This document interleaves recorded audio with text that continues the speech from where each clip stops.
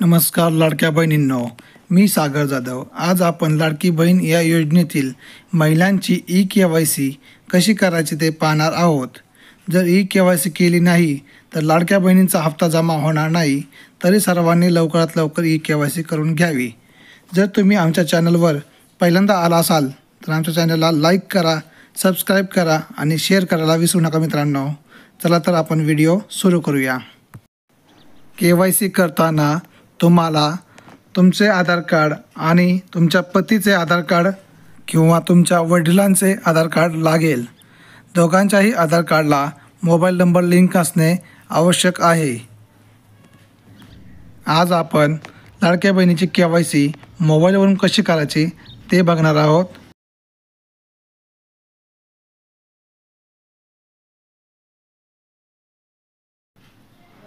प्रथम आपण मोबाईलवरती गुगलवर जाऊन लाडकी बहीण .महाराष्ट्र.gov.in ही वेबसाईट सर्च करून घेऊ।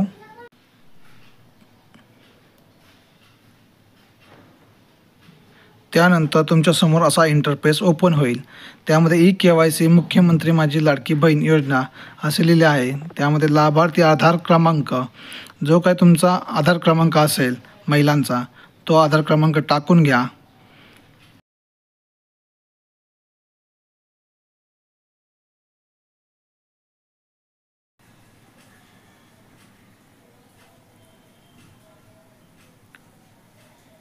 कॅप्चा टाकून घेतल्यानंतर आधार प्रमाणीकरणासाठी संमती यावर मी सहमत आहे यावर क्लिक करून OTP पाठवा। त्यानंतर तुमच्या मोबाईलवरती 6 अंकी OTP येऊन जाईल।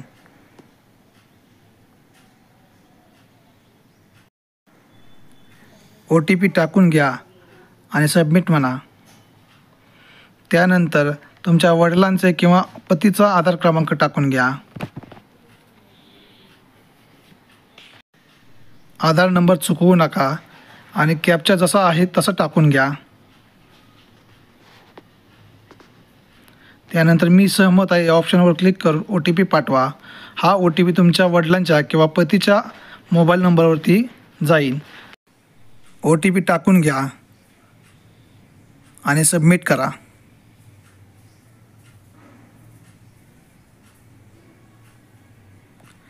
त्यानंतर इथे तुम्हाला 3 ऑप्शन दिले आहेत। त्यामध्ये पहिल्या ऑप्शनमध्ये तुमची कास्ट निवडा।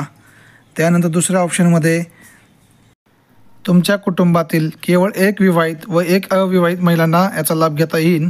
त्यामुळे या ऑप्शनमध्ये होय किंवा नाही करा। तुमच्या कुटुंबामध्ये कोणी सरकारी कर्मचारी नसेल तर होय म्हणा। नंतर खालील चेकबॉक्सवर क्लिक करा।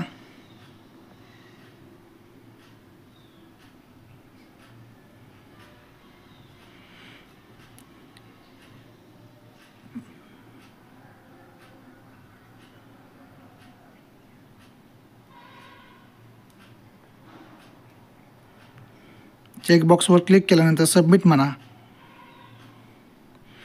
अशा प्रकारे तुमची ई-KYC यशस्वीरित्या पूर्ण झाले आहे।